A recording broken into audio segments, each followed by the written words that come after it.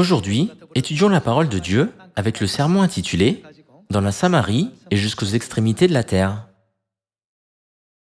Ouvrons Matthieu, chapitre 26, verset 53. Dans Matthieu, chapitre 26, verset 53, il est écrit « Penses-tu que je ne puisse pas invoquer mon Père, qui me donnerait à l'instant plus de 12 légions d'anges? Comment donc s'accompliraient les Écritures, d'après lesquelles il doit en être ainsi ?» Dans cette scène, une grande foule de soldats est venue arrêter Jésus. Les serviteurs du souverain sacrificateur étaient là aussi. À ce moment-là, Pierre a tiré son épée et a coupé l'oreille d'un des serviteurs. Jésus l'a arrêté en disant « Remets ton épée à sa place. Penses-tu que je ne puisse pas invoquer mon Père, qui me donnerait à l'instant plus de 12 légions d'anges?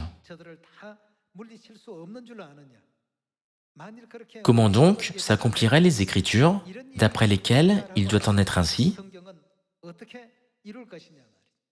Ce que Jésus voulait dire à Pierre est que les Écritures doivent s'accomplir, n'est-ce pas? Continuons avec le verset 55. À ce moment, Jésus dit à la foule, « Vous êtes venus, comme après un brigand, avec des épées et des bâtons, pour vous emparer de moi. J'étais tous les jours assis parmi vous, enseignant dans le temple, et vous ne m'avez pas saisi. Mais tout cela est arrivé afin que, quoi des prophètes soit accompli, les écrits des prophètes, c'est-à-dire les Écritures, soient accomplis. » Jésus a dit cela pour souligner que toutes les prophéties écrites dans la Bible doivent s'accomplir sans faute.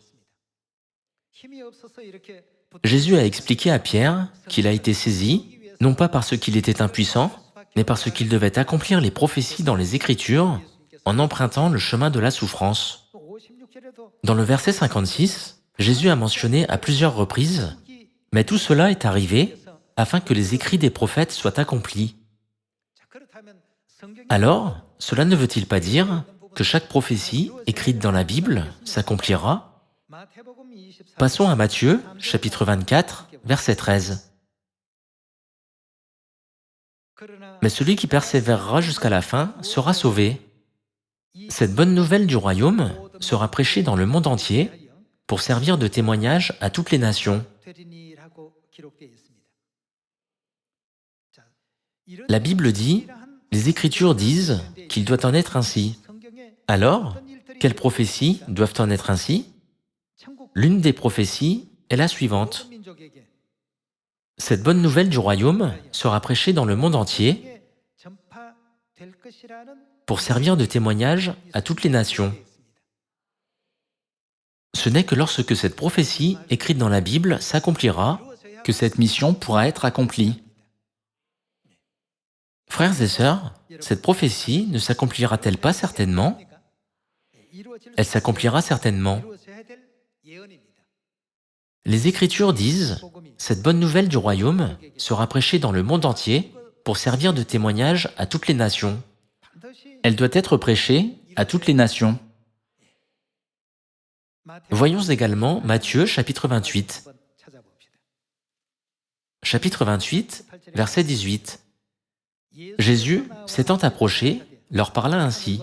« Tout pouvoir m'a été donné dans le ciel et sur la terre. Allez, faites de toutes les nations des disciples, les baptisant au nom du Père, du Fils et du Saint-Esprit, et enseignez-leur à observer tout ce que je vous ai prescrit. Et voici, je suis avec vous tous les jours jusqu'à la fin du monde. » Cette prophétie s'accomplira à coup sûr. Toutes ces choses auront lieu sans faute. Dieu ne prophétise-t-il pas ce qui se passera?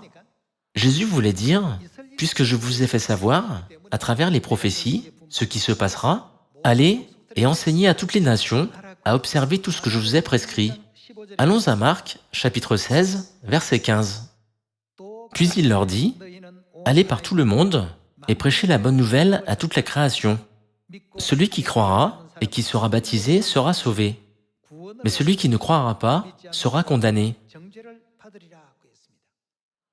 Cette prophétie s'accomplira aussi à coup sûr, n'est-ce pas? C'est la prophétie qui doit s'accomplir. Quand le moment sera venu, elle deviendra réalité. N'êtes-vous pas d'accord? Courons dans la Samarie et jusqu'aux extrémités de la terre avec le Saint-Esprit que nous avons reçu. Prions continuellement jusqu'à ce que l'œuvre de l'Évangile soit accomplie dans la Samarie et jusqu'aux extrémités de la terre. Encourageons tous les membres qui travaillent diligemment pour l'Évangile. J'espère que tous les membres de la famille de Sion marcheront ensemble, avec père et mère, main dans la main, sur le beau chemin vers le royaume des cieux. En espérant que vous avez reçu beaucoup de grâce, j'aimerais conclure le sermon d'aujourd'hui. Merci beaucoup.